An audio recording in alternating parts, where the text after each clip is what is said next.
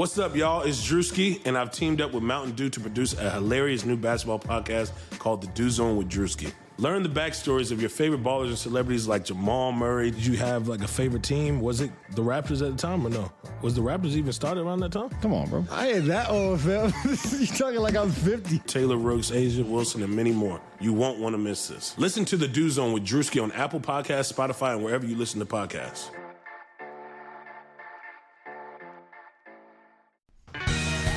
Today on the timeline, Tyler Ulis is gone and Devin Booker is mad. But we did finally get a free agent. Let's go.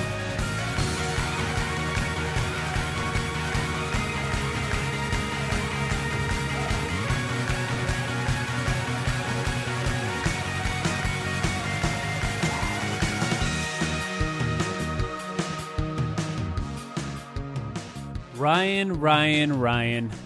Why is it every time we take 2 steps forward, we take 1 step back?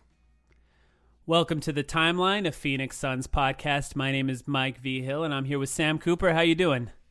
I'm doing well, Mike. A lot of news just got dropped on us in the past 24 hours, so I'm excited to talk about it. A lot of news, and all of it by Shams, it feels like. Yeah, actually, Shams, overall, you talk about Woj and Shams, the master and the apprentice at breaking NBA news, and Woj has the upper hand on him so far in the entire NBA realm, but in just the Phoenix Suns, it's been Shams all the way who's been breaking news for us. Let's get right into it. Let's get into the news.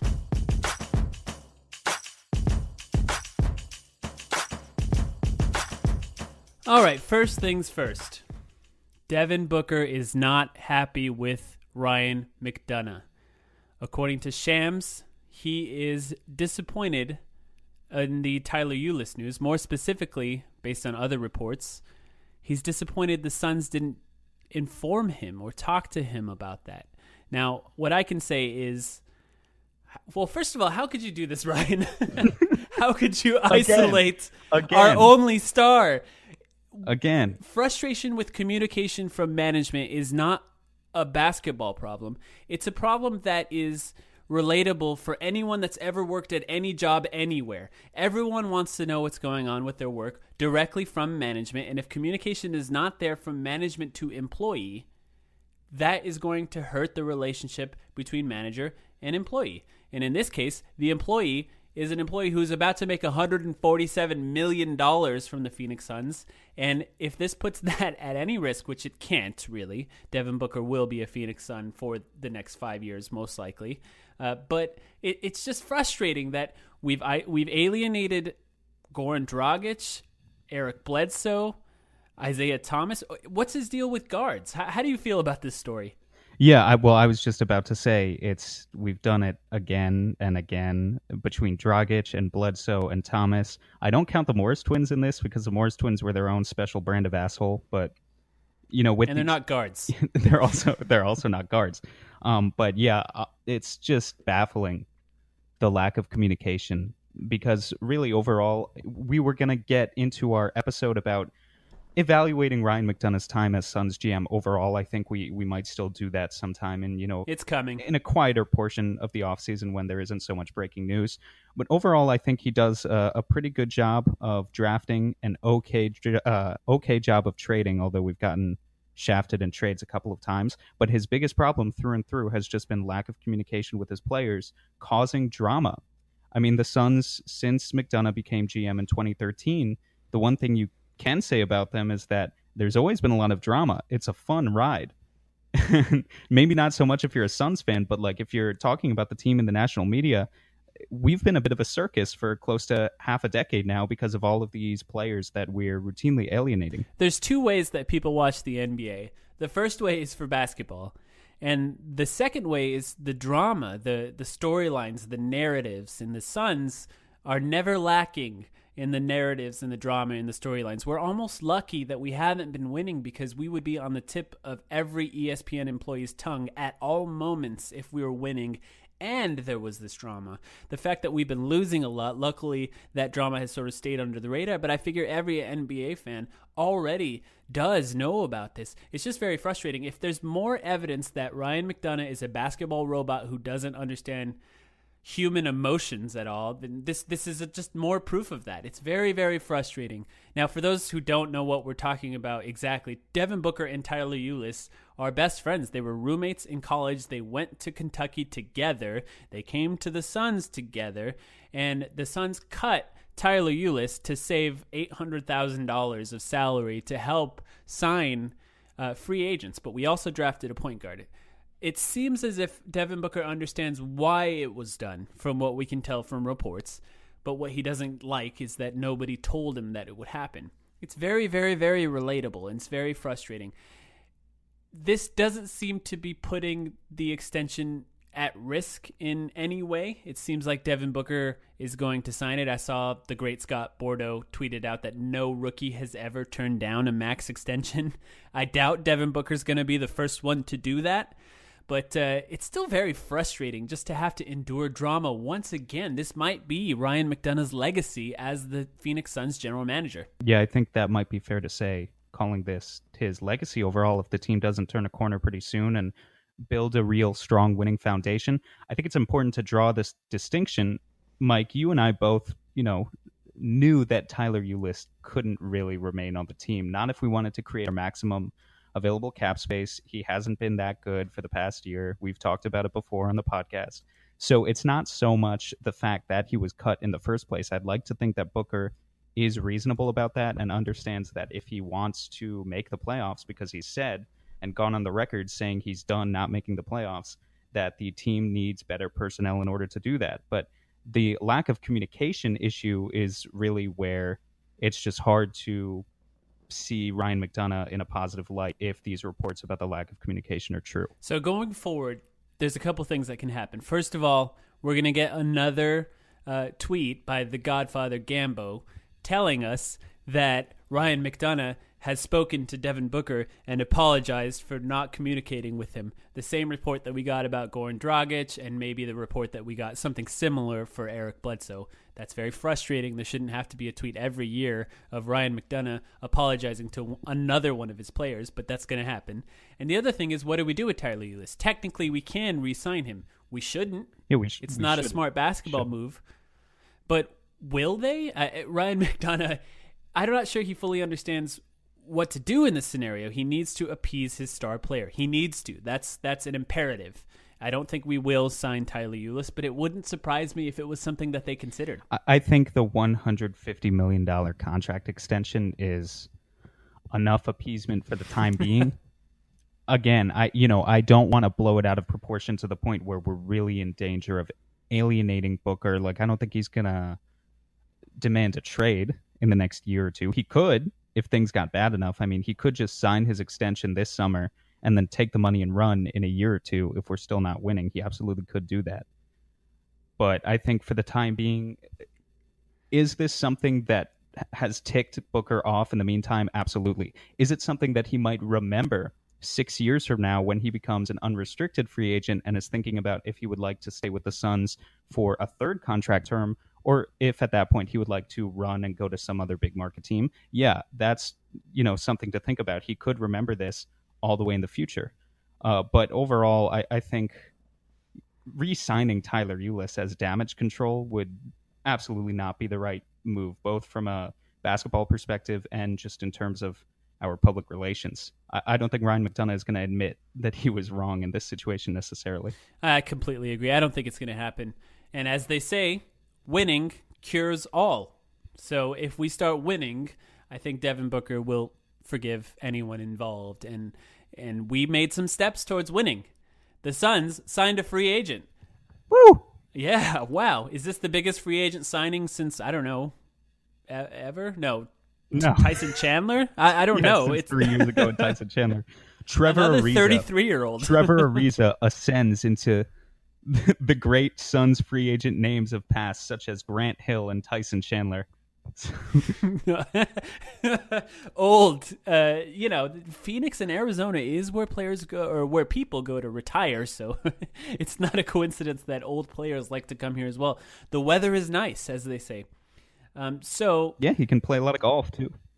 Once again, Shams Charania reported that the Phoenix Suns signed Trevor Ariza to a 1-year, $15 million deal, or as we call it, the JJ Redick contract, overpay for 1 year. Before we go any further, I think you should have your turn, make it as long as you want, to just brag about this, right? Because we both gave our perspectives on our free agency episode about what we wanted the Suns to do. I was all aboard the Fred VanVleet wagon, and I was really excited yesterday when I saw his name linked to us in tweets. You were really excited about the Trevor Ariza 1 year short-term money signing, and you ended up being right. So absolutely. And if you think I'm going to be humble about that, you're absolutely wrong. I was right.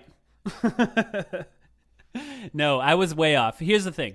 I wanted Trevor Ariza, and I wanted him for a 1-year deal, and I want him only if he's willing to play power forward, which I do think there's not been a report of that yet, but I think that's coming. In training camp, they're going to say, we're not really going to talk about positions, but, Josh Jackson and Trevor Ariza will be starting, and one of them will be guarding a power forward. That's probably going to be the way they're going to talk about it when it comes down to it. But I completely misread the market because I was talking up to $20 million on that podcast. The market was nowhere near that. We kind of lucked out that we only had to pay him $15 million.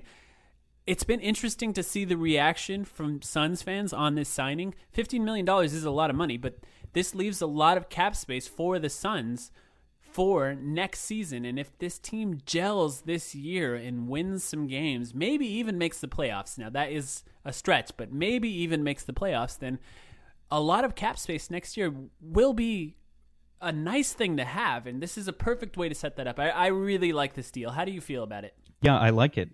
It's exactly what we were talking about. I only wanted to sign Ariza if we could avoid committing long-term money to him like we did a few years ago with Tyson Chandler. And that's exactly what we did. The biggest advantage here is Trevor Ariza is not a perfect player, but he's going to do two things. He's a switchable defender. We know that. He plays good defense, and he's a very good three-point shooter. You can just basically leave him in the corner the entire offensive possession after possession, and he will just improve your spacing, improve your gravity, and create a lot of space for guys like Booker and Ayton to operate. So to me, this signing just signals that the Suns are trying to build legitimacy, right? I don't think we're going to make the playoffs, but I do think there are going to be a lot fewer blowouts. And I think we're going to, maybe get into that 30, 35, maybe even up to 40 win range with a guy like Trevor Ariza, who's a good vet.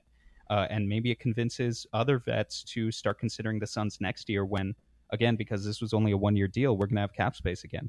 And it means Trevor Ariza's in a contract year just by default. He only has a 1-year contract. That means, how players play on a contract year. They play hard because they're playing for their paycheck. They're playing for their basketball lives. So it's a good situation. But we should talk about what the Suns have to do to make this happen, because so far we've just waived Tyler Ulis, which obviously made much larger news than it ever should have. He's a fringe NBA point guard, and somehow this is, at the top of Twitter and NBA Reddit right now. But we've also waived Alex Len and Elfrid Payton. Now, just waiving those three is not enough cap space to sign the $15 million free agent that we did sign. So what does that mean? It means we're likely going to waive one of our favorite players, Big Sauce, Alan Williams. Yeah, this, I think, 95, 97% chance that that's the route that the Suns go, is waiving Big Sauce, because you got to get his $5.5 million off the books in order to get above the $15 million in space that you need to sign Trevor Ariza. They could waive Davon Reed and Shaq Harrison, but those two combined is not enough to make up the difference. So it really either has to be Williams, or else the Suns could find a salary trade dump partner for Jared Dudley or Tyson Chandler, or just waive and stretch one of those guys, and that would, possibly get you enough money then that you could do it without having to waive Alan Williams. But I think the Suns aren't going to handicap themselves long term by waiving and stretching Jared Dudley or Tyson Chandler for, Trevor Ariza. They're not going to do that. So, right. If this deal shows anything, it shows that they value future cap space, and that makes it very unlikely that they're going to want to pay Jared Dudley and Tyson Chandler over the next few years. It just doesn't make sense. McDonough has proved that cap space in the future is important, which is the right move. If we learn anything from the process, if we've learned anything from the Philadelphia 76ers, it's that when you have a lot of really good players on rookie scale deals, or Devin Booker on that contract extension, hopefully, then you have a lot of space, including great players, and that's an advantage. It's a competitive advantage. Philadelphia is meeting with LeBron James probably as we speak right now. So imagine something like that happening to the Suns. Kawhi Leonard is a free agent. Kevin Love is a possibility. There's a few free agents next year that could look at the Suns as a serious destination next year. Yeah, I think the core four next year, the four biggest names, and a couple of these guys, it would take them declining player options, so keep that in mind. But is Jimmy Butler, Klay Thompson, and then, as you said, Kevin Love and Kawhi Leonard. Any of those four players, if you add that to a core of Devin Booker, Josh Jackson, DeAndre Ayton, that's a very impressive team, regardless of what the rest of the roster looks like. And we're going to talk about it a little later. In order to create max contract space to actually target one of those guys, the natural consequence of it is that the Suns are going to lose a lot of depth. As it's just always what happens with. Yeah, it'll be worth it, but you'll have max contract space. You can target one of those guys. We can get into the numbers again a little bit later, but you'll also have a bunch of minimum contract salary nobodies at filling out your roster, because that's just what you have to do in order to make that much space. Right, but when we're talking about building a contender here, yeah, if the Suns are good enough, the free agent moves we make next year could be the types of moves you make to compete for a championship. And when you're competing for a championship, those minimum deal nobodies can be pretty good. Because once you get to a certain point, players, ring chasers, that's what they're called, right, are willing to come and sign with you for very little money. We could have our own platoon of Zaza Pachulias to unleash on other teams potentially. So a platoon of them. Yeah. We could have several of them. So, but yeah, we're gonna get to being good in the first place, and right now we're very far from there. Oh, I hope that happens next year, because, well, at least if it doesn't happen with Trevor Ariza, it's only a 1-year deal. It seems like that's what's brought a lot of other fans around, because let's talk about the fan reaction a little bit. One, I think we might have been the only outlet, maybe the only podcast, the only people at all to talk about the possibility of a 1-year Trevor Ariza contract. So, we're brand new, so we don't have a lot of people listening to us. So this caught most Phoenix Suns fans off guard. They were not expecting anything like this at all. So when it came out, they said, "What the hell? Why?" They didn't understand what was happening. Who? Yeah, well, they should know who. No, Didn't they watch the playoffs? Trevor Ariza was amazing. Making fun of it because I feel like anytime there's you have posts on social media and about an NBA player, and if it's not one of the absolute stars, you'll get casual fans with who is that? But no, people should know. Everyone's a scrub. Everyone's a scrub. Even LeBron James is a scrub on Twitter to some people. So, but you know what? If LeBron James signs with the Lakers, you better believe I'll be calling him a scrub too. So yeah. Real quick before we move on from that, Paul George did not sign with the Lakers. How happy are you about that? That's amazing. Very happy. Keep him out of the Pacific Division. I mean, look, if LeBron goes to the Lakers, we're looking at 8 automatic losses between them and the Warriors. Mm-hmm. Maybe we can get 1 win off the 2 of them. Mm-hmm. It's not going to be a good look for us. It's going to be a lot harder to rise. Yes, it will be a lot harder. And, without Paul George, that makes it less likely for LeBron to go there. And seeing how pissed off Lakers fans are at Paul George was very satisfying for me over the last 15, 16 hours, however long it's been since that was announced. 4 years in Oklahoma, though. That was a shock. Yeah, who's the Lakers fan on Twitter who's been posting a countdown until Paul George becomes a Laker for 4 months every day? And then he just posts a hate-filled rant, yes, calling him all sort of obscenities because he didn't come to LA. I mean, that's amazing. For those of you who don't know what we're talking about, please follow us on Twitter at the Timeline Pod. We retweeted it. We are relishing Lakers fans and their tears. Lots of Schadenfreude happening for us. Follow us there. You'll see exactly what we're talking about. We'll try and retweet anything we see like that. But back to the Suns. Let's talk about how Trevor Ariza fits with the team.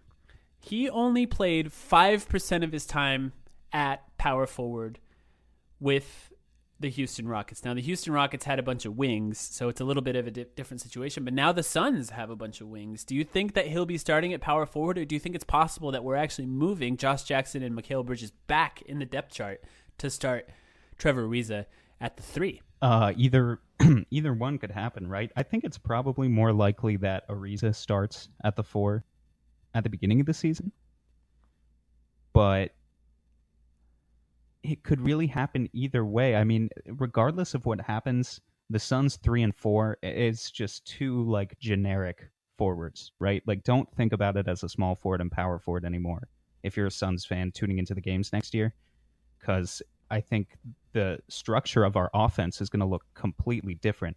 I mean, if you look at what Trevor Ariza did for the Rockets, he really was a pure 3-and-D, like truest 3-and-D that there is in the entire league. I mean, he just would spot up for threes, and he doesn't pick and roll. He doesn't post up. He didn't score that much off of like cuts either. He's really just going to improve our spacing a lot, but he's not going to. He could start. Essentially, what I'm saying is he could start at the 4. He's not going to look like a 4. So I don't think it even really matters who starts at the 3 or the 4. Trevor Ariza is probably a little bit bulkier and able to defend 4s at this point in his career as opposed to Josh Jackson. I don't know if Josh Jackson is quite there yet. We saw Earl Watson start him at the 4 for the first 3 games of his career this past season, and it didn't work out so well. But I guess if Josh Jackson puts on some muscle, then maybe he could do it. So I don't know. It seems like Josh Jackson's working on that. Funny enough, Josh Jackson just recently posted on his Instagram. You know how I love to talk about social media for the players, but he just posted on his Instagram videos of him working out with, guess who? Tyler Ulis. They're all very close with Tyler Ulis, and they've been working out really hard. And, if that means he's putting on muscle to try and play the 4, that's possible. There's also an article that said he's been working on his ball handling to try and play some point guard in some lineups as well. So you never know what's going to happen there. But here's what I think. Puff piece coming out on Josh Jackson. So yeah, I loved reading it. It was very satisfying. But what's going to happen is this deal, along with every other thing that we've done this offseason, puts pressure on Igor to win games, and it puts pressure on McDonough to win games as well. And that means that we're not starting Dragan Bender. We're not starting Marquise Chris. We're not. That means the starting lineup is going to have to include at least Trevor Ariza. 5 decent players. Yeah, Trevor Ariza is our highest paid player now too. So Trevor Ariza is going to be in that starting lineup, and then we can assume, of course, Devin Booker and DeAndre Ayton. So that's 3 of the starting 5. It has to include Josh Jackson. It just has to. And if that means that we're going to say Josh Jackson starts at power forward, then Josh Jackson starts at power forward. And if it's not Josh Jackson, it's going to be TJ Warren. One of those two. We have to put good players on the floor when we start games. And then the point guard, that's a conversation to have. If we make no other moves, it's probably going to be Brandon Knight. And I think that he deserves the opportunity to try and start. He's up there with one of our, I think he's just like less than $500,000 less than Trevor Ariza as far as paycheck goes. So he's right up there as one of our highest paid players as well. So if that starting lineup is Brandon Knight, Devin Booker, Josh Jackson, Trevor Ariza, that's what I think, and DeAndre Ayton, that's an interesting starting lineup. And I don't know how much leverage Trevor Ariza has on a 1-year deal to say, I don't want to play power forward. If we put him in at power forward, he's playing power forward. Here's the thing. I think Igor has already said that he said in a press conference, they don't really envision Booker as a point guard. So this nixes my idea entirely. But if we're talking about the opening night starting lineup that I actually think would be the most successful, I don't have that much faith in Brandon Knight. You know that. I would probably just slide Devin Booker over to the 1. And then at 2, 3, 4, you could start Josh Jackson at the 2, TJ Warren at the 3, and Trevor Ariza at the 4.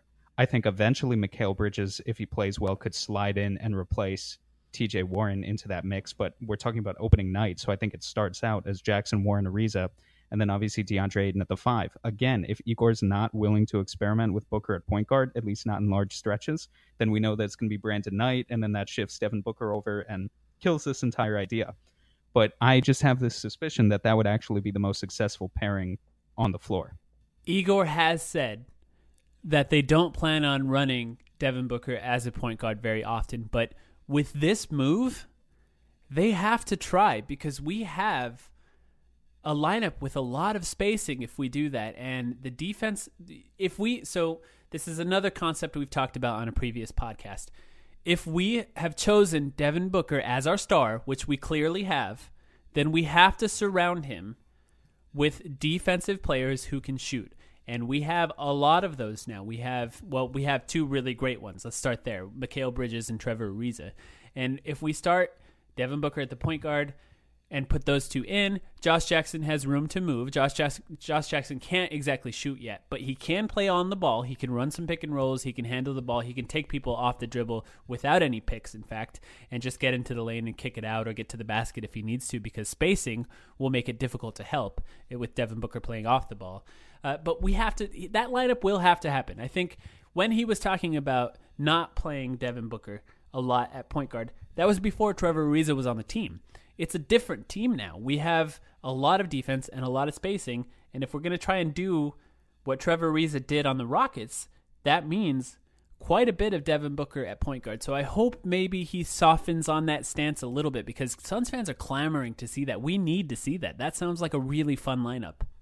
Yeah, it does. And I think it's pretty clear that we're just blatantly trying to emulate what the Rockets are doing.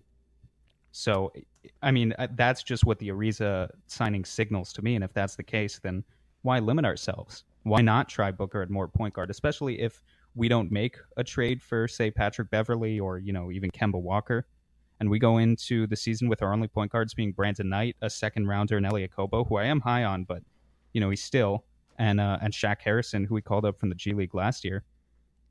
That those players aren't good enough to deny Booker some playmaking time at the one. Right. So maybe in Igor's mind, not playing Devin Booker at the point guard means we have an actual real point guard on our roster, which we still don't.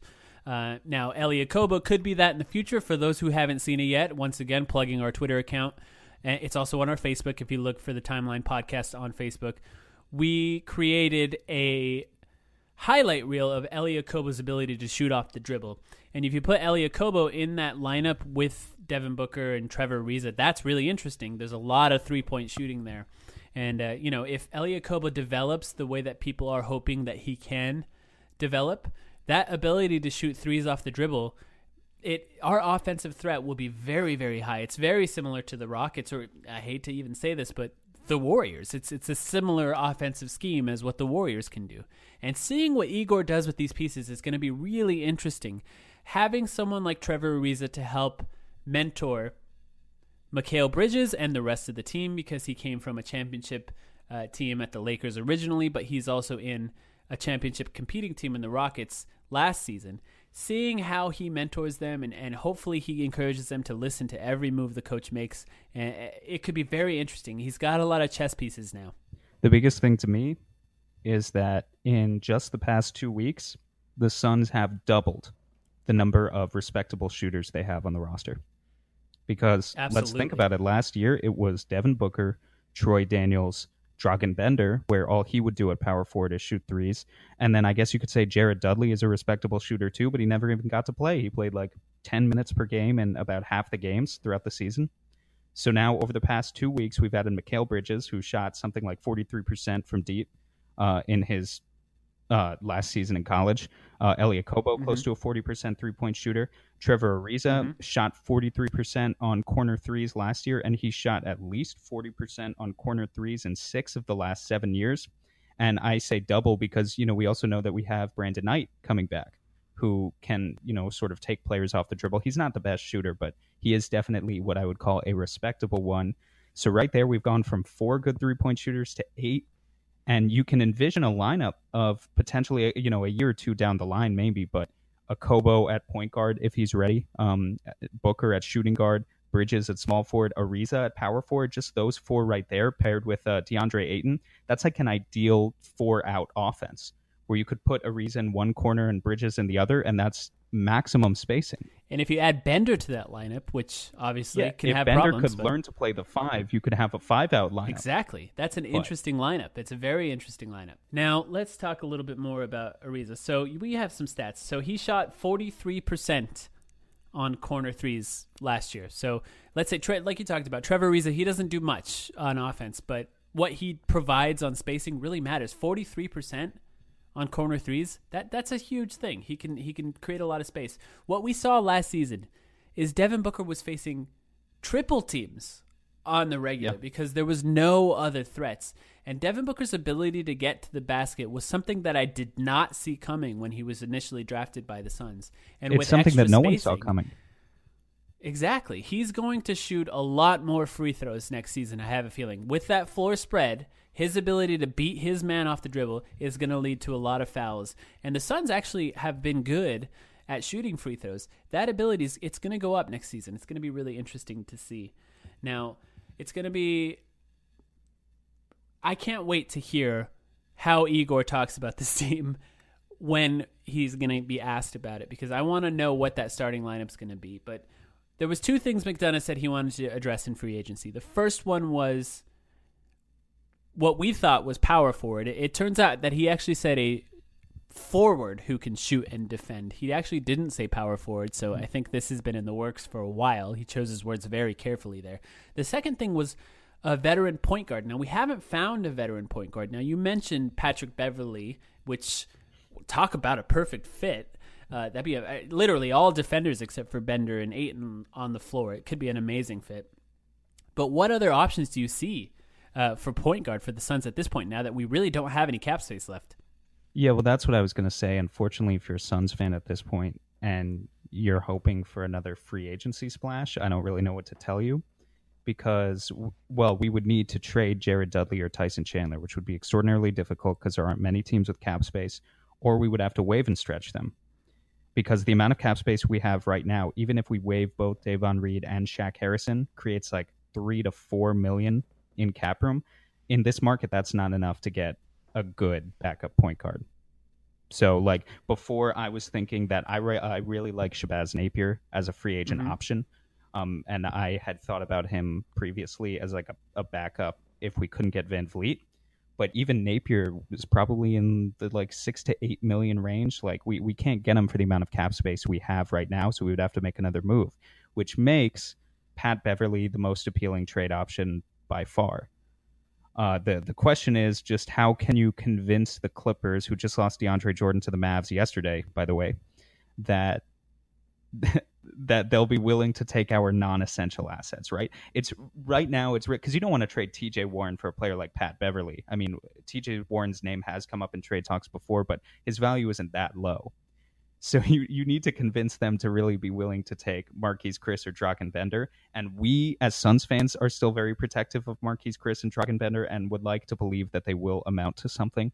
But I think from almost any other GM perspective in the NBA, their value is very, very low. So it could be tough. Well, it should be said Patrick Beverley's on a 1-year non-guaranteed $5 million contract, and he only played 11 games last season. So I don't know how high his trade value is. So it's possible that they could actually trade him. Maybe they'll even waive him. But I do wonder, and this is specifically a question I was wondering for you, does the addition of Trevor Ariza make Marcus Smart more appealing? Say we do stretch and waive. I'm not saying we will, but say we do create more cap space. Let's just say that through a trade or potentially waiving players. Does Marcus Smart fit better now that we have more shooting from the forward position? Well, yeah, I guess I should address this because I've come out against Marcus Smart in the past. I don't hate Marcus Smart, the player. I hated the idea of giving Marcus Smart $12-14 million a year. I thought it doesn't seem like he's going to get that anymore. That's precisely my point, which is why, it's a good thing that you brought this up, because if the market really isn't there for Marcus Smart, first of all, I think that makes him more likely to just go back to Boston. We could even see him pull what Alex Len did with us the past year, right? It would be risky on his part because Boston has this glut of wings that are all getting better, but he could even just take the qualifying offer, spend one more year in Boston, and give it another go next season. But I think if it is a depressed enough market where he's willing to settle for, $8 million rather than 12 or 14, then as purely a defensive guy, he's good. There's no doubt about it. That fit makes a lot more sense to me now. Obviously, I waver back and forth on the Marcus Smart idea, but it's more interesting now. Now, I'm going to spread the floor a little, let you ISO, because you have some notes on what our cap space is going to look like next year. Say we kind of go into the season with the team we have right now. Why don't you explain to the listeners a little bit about what our cap space will look like next year? Yeah, so there's good news, right? It's not the best news ever, but the Suns are, at the minimum, going to have pretty good cap space next year. It's just when you talk about creating max contract space for one of those guys that we mentioned before, Butler, Clay, Kemba Walker is also a free agent that I don't remember if we mentioned or not. Kevin Love. There are some other guys that we didn't mention before, too, like Goran Dragic and Chris Middleton, who could potentially be free agents. All of these guys, we could chase after one of them, but we would be losing a lot of our depth. So next season, my early estimation is this. If we waive Allen Williams, Davon Reed, and Shaq Harrison, we renounce the free agent rights to all of the guys who are going to be coming off the books next year. So don't bring back Tyson Chandler. Don't bring back Jared Dudley, Trevor Ariza, Troy Daniels. And we sign Booker to a max contract extension, so a contract where he's starting at about $25 million a year. We will have about $15 or $16 million in cap space. The reason this is because it factors in the fact that we have 2 more draft picks next year. We have our own pick, and we also have this pick from Milwaukee, which could potentially convey depending on where they fall in the first round. And rookies aren't quite as cheap as they used to be, because depending on where those picks convey, 2 rookies could cost you as much as like $5 or $10 million a year.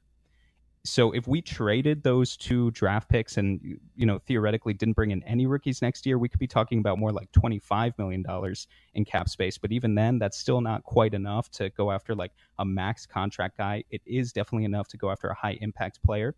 If the Suns really want to go after a max contract guy next year, they need to talk about not bringing in 2 rookies and also either finding a way to trade Brandon Knight's expiring contract. It will then be an expiring contract, or waiving and stretching his contract. And then and only then, if the Suns get rid of Williams, Reed, and Shaq, they don't re-sign any of these veterans, they get rid of Brandon Knight somehow, they don't bring in as many rookies, we're talking about the Suns maybe having anywhere from $35 to $40 million in cap space.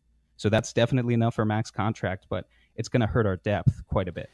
Very good. That was awesome. There's a lot of cap space to be had there. There's some tweets around that set up to $60 million. That's not really the case. I don't see any way of getting to that much, but $40 million is enough for a max guy. Yeah, there's no way to get to $60 million in a way that, like, $60 million doesn't include Booker's max extension coming in. Now, here's the other thing. So it should be said, though, Booker has not signed. Yeah, he hasn't. And we drafted Booker. So technically, we own the bird rights on Booker. So there is a possibility that we do not sign Booker to an extension. Of course, that's a scary thought, and McDonough would have to properly communicate why.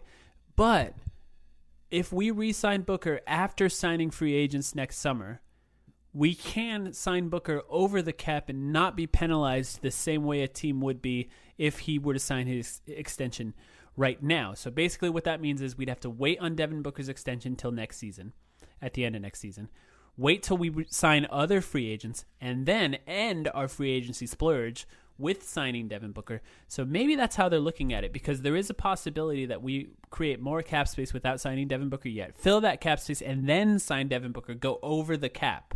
Now, our owner is Robert Sarver, so it's not incredibly likely that we're going to purposely go over the cap, but if we do it in any season, that season is the one that makes sense. And I do believe that Booker not signing his extension right now is less related to the Tyler Ulis drama and more related to the fact that I think Ryan McDonough is actually considering this, and Zach Lowe actually tweeted about this as a possibility. And at the time, I thought, no way. In fact, I think I even responded to his tweet with, there's just no way that the Suns take any risk on this. But looking at our situation now that we have Trevor Ariza and we have the ability to create so much cap space next season, that might be a little more likely. It's all about communication, right? and that's the scary part. The scary part, because what you're saying is absolutely right. The Suns can create more cap space next year by waiting on Booker's extension. And, then you sign all the free agents you want, and then you wait till the very end. And once you have the guys you want, you can go over the cap by using Booker's bird rights. All of that logic is sound. But the advantage to just getting it over with this summer is now you have Devin Booker locked up for 5 years. You won't have to play around and risk shooting yourself in the foot, or doing anything else that would potentially alienate him between now and next summer, which, given Ryan McDonough's track record, I don't know how much I trust him. It's a smart move to lock down Devin Booker right now, and nobody would blame him if he did that. If he could properly communicate with Devin Booker what waiting could do to our cap situation next year, that is also a smart move. I think that Devin Booker knows that he's the star here, and we've sort of our entire franchise kind of revolves around him. Now, that's the problem. That's the big problem with this Tyler Ulis thing, is nobody told him, and maybe he's not trusting them. That the theme of not trusting the front office is a common theme here in Phoenix. We heard Goran Dragic directly address that, so hopefully that's not the issue here. But I'm really interested to see what happens over the next few days. Will that extension come down? And if it does not, will Devin Booker or Ryan McDonough address directly why that is? Because if they say, look, our plan is to sign Devin Booker to a max deal, but if we hold on to that cap space, we could sign him over the cap and we could potentially attract really great free agents next season.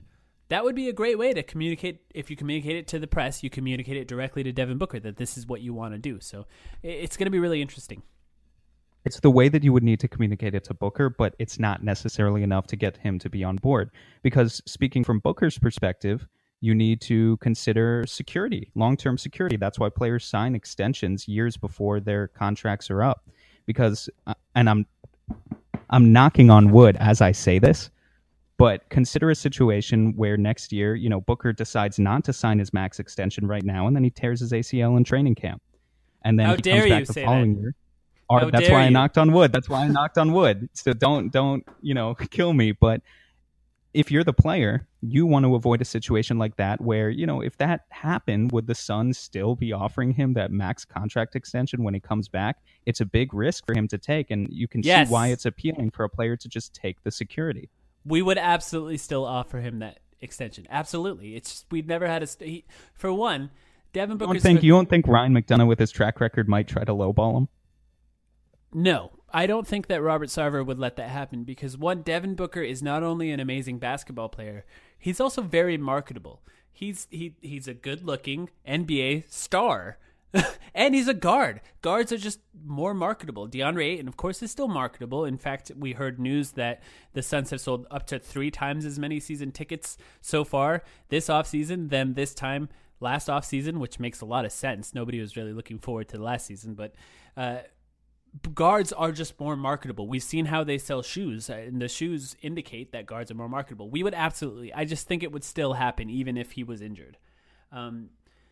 So we'll find out. Hopefully we'll find out over the next few days. If we don't sign him to an extension, they have to address it. That's the other part, because they might not. McDonough doesn't tend to share a lot of news with us. Now we know that if we do get any news, it's coming from Shams because Woj does not have the inside scoop on the Suns for whatever reason. But if we see a tweet from Shams, the Phoenix Suns and Devin Booker have agreed to wait on a contract to try and preserve cap space for next season or something to that effect, that would be really interesting. And I hope that if that does happen, we hear directly from both players. One from Devin Booker saying, I'm not worried. I trust our front office.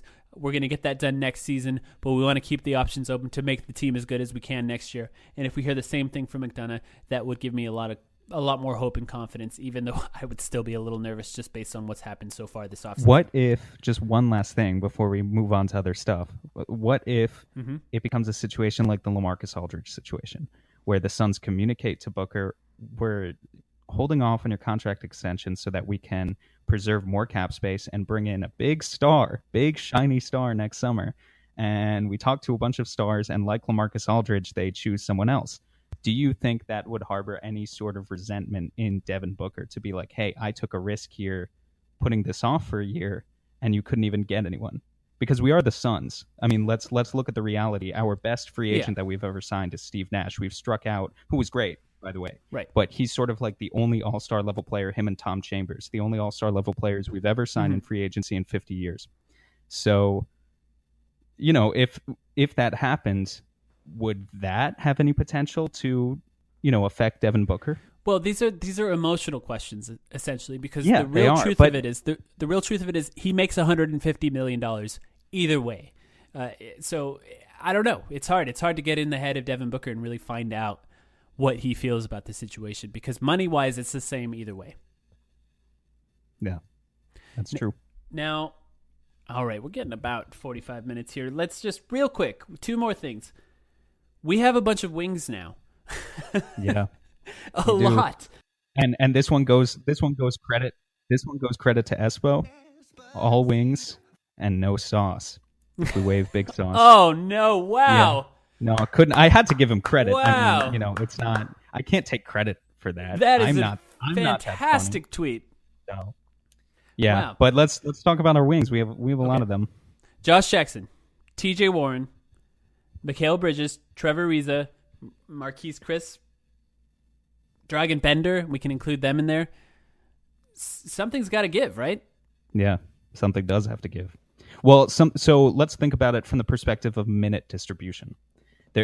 We're talking about these 6 guys sharing minutes at 2 positions, small forward and power forward. You could play some of them spot minutes at the 2. Maybe you can get away with playing Bender a few minutes at center, but none of them are going to get many minutes at those 2 positions. So for the most part, we're talking about small forward and power forward.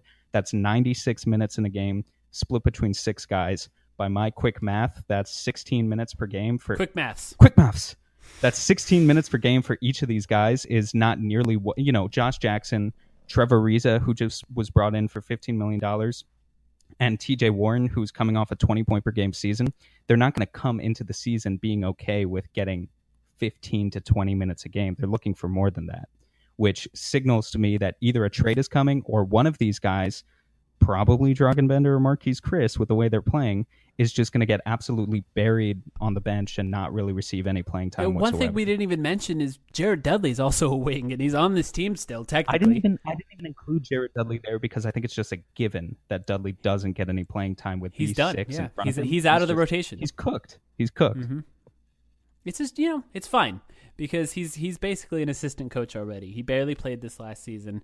And, you know, I don't know. It'll be interesting. If we move TJ Warren, maybe Jared Dudley could get some minutes. But I think if anything, I would say at least Marquise Chris and most likely TJ Warren are on the trade market right now, and they're looking for a point guard. Yeah, I have to agree with that. All right. Last thing.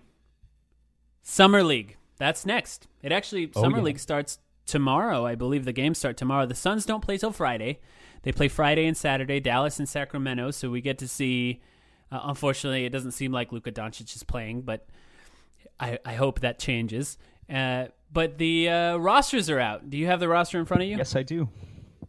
All right, let's look at it. Who's playing? You want me to read out everyone, even the names I can't pronounce? Well, let's talk about the main people. I think the thing that stood out to me first was Josh Jackson is playing. Yeah, he is in his second season, so that's exciting. Here are all the names you're gonna recognize as a Suns fan: DeAndre Ayton, Josh Jackson, Dragan Bender, Mikal Bridges, Shaq Harrison, Elie Okobo, Alec Peters, Davon Reed, and George King. George King was our 59th overall pick that we just took in the second round. So that right there, that's a lot of players that have actually been on the Suns roster or were just recently drafted. Who's missing? Who's missing, most notably, is Marquise Chris. You'll notice Dragan Bender and Marquise Chris were taken in the same draft class in 2016. Dragan Bender is going to be there. Marquise Chris will not. A couple of interesting things about that. One, Coach Igor said he wanted Marquise Chris to be there. So it's just interesting that he's not there. Yeah. Second thing, Igor's coaching. That's a cool thing, too. Now, we found this out last week. We haven't talked about it yet, but So that's going to be really great. We get to see him sort of work with those players. Maybe we see a little bit about what his offensive system is going to look like. We know in Summer League, coaches tend to experiment, but I don't think that that's going to be the case for the Suns this Summer League. We have a brand new coach, and I think he's going to try and install his actual offensive sets from the top. I think that's the reason he's coaching, in fact. It's not going to be one of those things where we're going to try Dragan Bender out at point guard for a few sets. I just don't think that's going to happen. I think this is going to look like more like what the actual offensive scheme is going to be during the NBA season. Not to mention, we'll be much more successful with Kobo and Harrison running point guard than Bender, but that's besides the point. I cannot wait. I will be there once again. I'm probably going to take some recording equipment. Maybe if I run into some interesting people, we can get some interviews while we're there. We're very excited to see it. And that's all I got. Do you got anything else? No, that's about all. Stay tuned to our social media where we're always active on Twitter. Again, one last plug, the Timeline Pod, because, the Suns could still do stuff in the next few days. We're looking forward to Summer League, and we're going to be watching those games and covering. Mike is going to be there. But we're also, if any big breaking news about the Suns comes out with a trade or a free agent over the next few days, you can bet we'll be putting up an episode.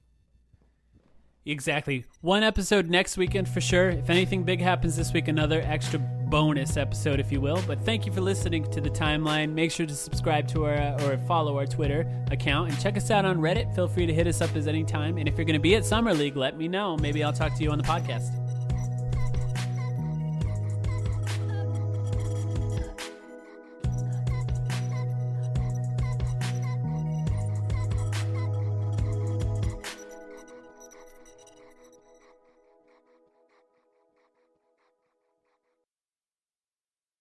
Sugar Ray Leonard, Roberto Duran, Marvelous Marvin Hagler, and Thomas Hearns. Legends, whose four-way rivalry defined one of the greatest eras in boxing history. Relive their decade of dominance in the new Showtime sports documentary, The Kings, a 4-part series premiering Sunday, June 6th, only on Showtime.